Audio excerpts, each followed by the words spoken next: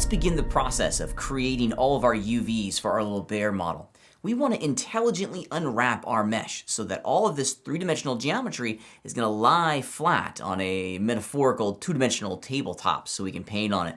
The workflow inside of Maya is a little bit different, and the first thing that we need to do is create our UVs. Once we have UVs created for the entire system, then we can go back in and edit and refine and efficiently unfold all of our UVs so that we're getting a distortion-free, efficient model itself. It seems a little bit backwards because you think that you'd want to start with the efficient construction, but the easiest way to get to that end result and to help you visualize the placement of all of your UV islands and how the texture is going to work across the mesh is to just create some UVs and then allow the system to help you visualize this with some really neat tools. So let's go in and start looking at the workflow itself. The workflow in Maya is pretty cool, and it is encompassed by what's called the UV toolkit, and you can find it up here inside of the UV toolbar at the top of the screen. And specifically, we're looking for the first one in the list that says set itself. It says UV editor, not UV set editor. That's something completely different. The UV set editor allows us to go in and manage multiple UV maps for one object. We're not there yet. We'll get back that much later on in the course. But for today, for a singular asset, we want the UV editor. So let's open it up. And this is what it looks like. It's going to show up as a floating palette, or it should show up as a floating palette inside of your interface. As you work with this floating palette, keep in mind that it's going to want to try to dock itself whenever you drag it around inside the interface. See how it's trying to snap to that toolbar? If that's what you like, go for it, man. I'm not going to do it, though. I usually just kind of dock mine down here off screen so I can make some selections, and then I bring it back whenever I need to work with it. This is going to be our work area. This is where we're going to find all of our UVs, and it's the only place that we're going to be able to edit and create our UVs inside of Maya. So get used to coming back to the UV editor for all of your UV mapping goodness. The UV editor has a bunch of technology packed into it. But ultimately, the first thing that we need to do is create some UVs. If you look at the workflow that the top menu toolbar has created, it kind of walks you through all the sequential steps that we're going to be performing to create our UVs or to work with our UVs. As with everything inside of Maya, the first thing that we need to do is direct the application to the model that we want to create UVs. So this begins with an object level selection. Now keep in mind that we have to do this at object level for this to work. So once we have our object selected, let's just take a look at the grid here. This is, of course, our UV grid. This UV grid is a two-dimensional representation or it will be a two-dimensional representation of our three-dimensional model. The UV environment is its own separate entity inside of our 3D system. This is not an XYZ coordinate plane that we're used to working with in the 3D viewport. We're working in a unique environment whose axes are made up by the U-axis going left and right and the V-axis going up and down. So it's not X and Y, it's U and V. These are specific to texture coordinates because what we are defining is the two-dimensional location of a three-dimensional vertice or series of vertices inside the model itself. So it's pretty unique. Working inside of the UV environment is pretty normal. You can just use our standard viewport navigation commands, nothing fancy there. And in this environment, this grid is where we're going to be manipulating our UVs.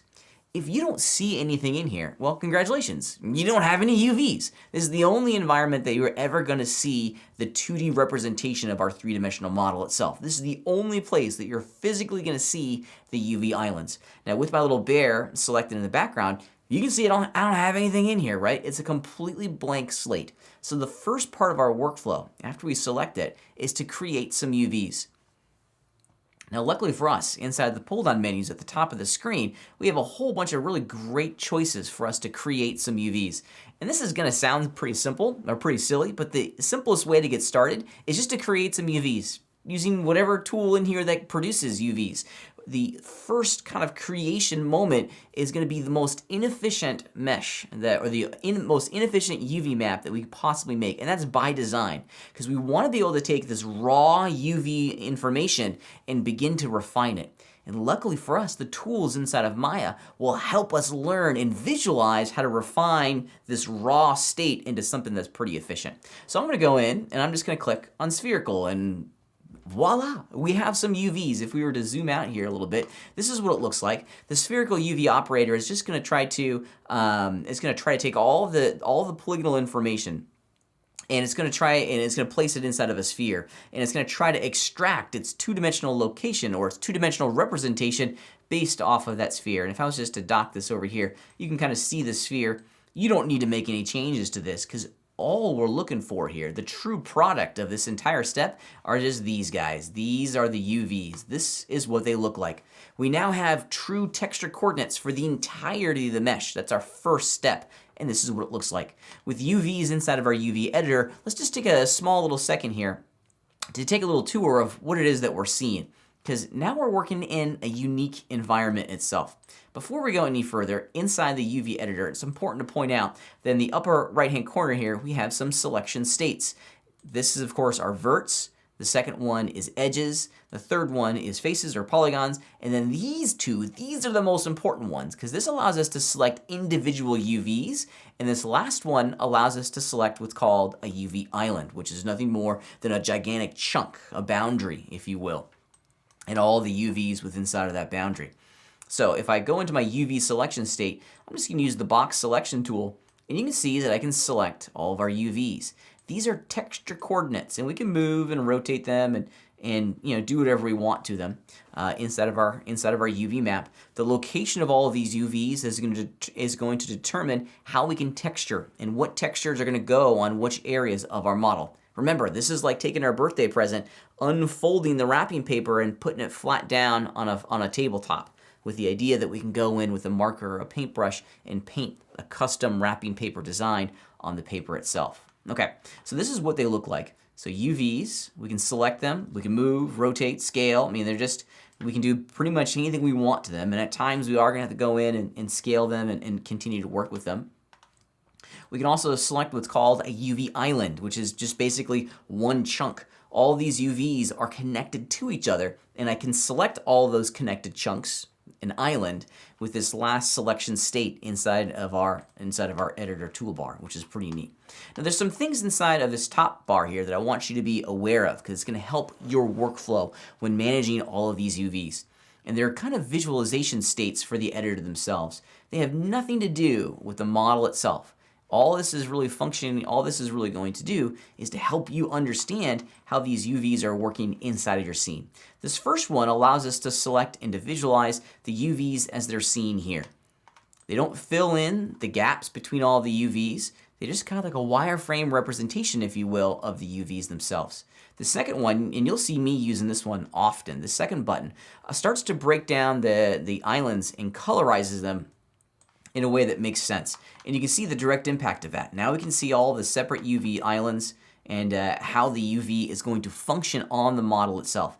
This is going to be extraordinarily helpful when we start marking seams and creating intelligently designed islands for the mesh itself. I use this one a lot. And then lastly, we can start to see the areas inside of the mesh where there's heavy amounts of distortions. And we'll talk about this much later on in this module, because this visualization is super important to make sure to ensuring that the textures that we put on the model are not being warped and deformed on the model itself with our UVs. So some really great visualization states in here that will help you out.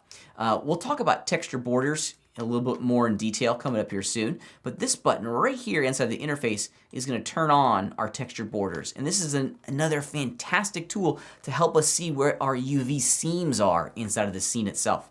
We can also turn it on and off our grid.